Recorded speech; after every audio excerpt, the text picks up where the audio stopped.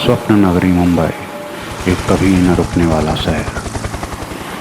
यहीं पर रोहित नाम का एक साधारण सा ऑफिस जाने वाला आदमी था, जिसका ऑफिस चर्च गेट पर था और घर विरार में। एक रात रोहित को ऑफिस से निकलते निकलते काफ़ी देर हो गई। उसे डर था कि उसकी विरार की आखिरी लोकल छूट न जाए, इसलिए वह भागते हुए स्टेशन पहुंचा तो उसने देखा कि एक विरार की ट्रेन खड़ी है और गार्ड हरी झंडी दिखाकर ट्रेन को जाने का संकेत दे रहा है और स्टेशन पर अनाउंसमेंट हो रहा था, विरार को जाने वाली आखिरी लोकल प्लेटफॉर्म 4 से रवाना हो रही है। रोहित तेजी से ट्रेन की तरफ दौड़ा, लेकिन तभी ट्रेन चल पड़ी। उसने तेजी से दौड़ते हुए एक डब्बे के दरवाजे पर लगी रॉड को पकड़ लिया और झटके से अंदर घुस गया। रात के करीब 1 बज चुके थे और ट्रेन लगभग खाली थी। थकावट से चूर रोहित ने अपनी सीट पर सिर टिकाया और लंबी सांस लेने लगा।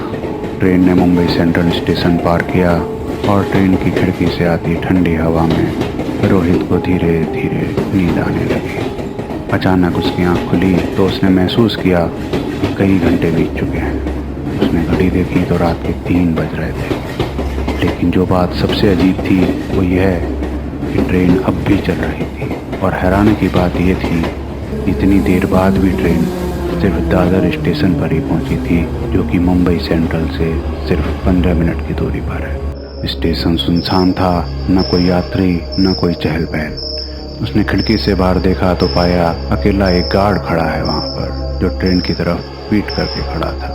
अचानक ट्रेन फिर से चल पड़ी और तेजी से रफ्तार पकड़ने लगी। रोहित थोड़ी देर तक सोचता रहा कि क्या करना चाहिए, पर उसकी नींद फिर से भारी हो गई। कुछ ही देर में ट्रेन ने फिर से एक स्टेशन पर रुकने की आहट दी। वह खिड़की की ओर देखने लगा और उसके होश उड़ गए। ये फिर से दादर ही था। वह फिर से गार्ड को वहीं खड़ा देखता है। इस बार डर के बावजूद रोहित उठकर गार्ड की तरफ दौड़ा। रोहित ने उसे आवाज़ दी, भाई साहब क्या ये दादर है? लेकिन गार्ड ने कोई जवाब नहीं दिया। उसके शरीर में हलचल तक नहीं हुई। रोहित फिर चिल्लाया, भाई साहब ये क्या दादर है?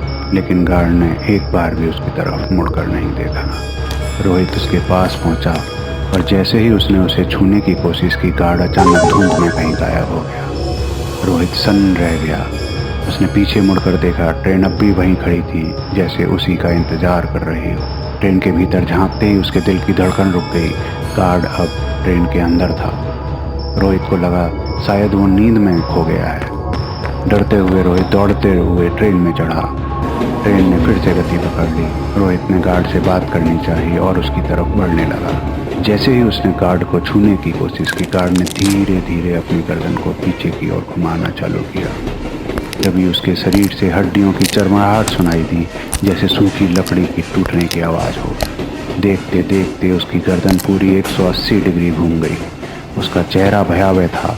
उसकी आंखें गायब थीं, बस गड्ढे नजर आ रहे थे। उसके मुंह में इंसानी दांतों की जगह शेर जैसे नुकीले बड़े बड़े दांत थे, जो किसी को भी निगल जाने के लिए तैयार थे। उसके होंठ बेमुश्किल उन दांतों को ढक पा रहे थे। उसके हाथ बिल्कुल सूखे और कंकाल जैसे थे। उंगलियां लंबी और नाखून नुकीले, जैसे किसी शिकारी जानवर के पंजे हो। रोहित के रोंगटे खड़े हो गए। उसकी चीखें गले में अटक गईं। गार्ड ने एक भयानक हंसी के साथ कहा, ये दादर है, मेरी जिंदगी का आखिरी स्टेशन। ट्रेन अब अंधेरे में गायब हो गई और उस रात रोहित को फिर कभी किसी ने नहीं देखा। कहते हैं जो भी उस आखिरी लोकल में सवार होता है और सो जाता है, उसे एक ऐसा दादर मिलता है जो उसकी जिंदगी के साथ ही खत्म होता है।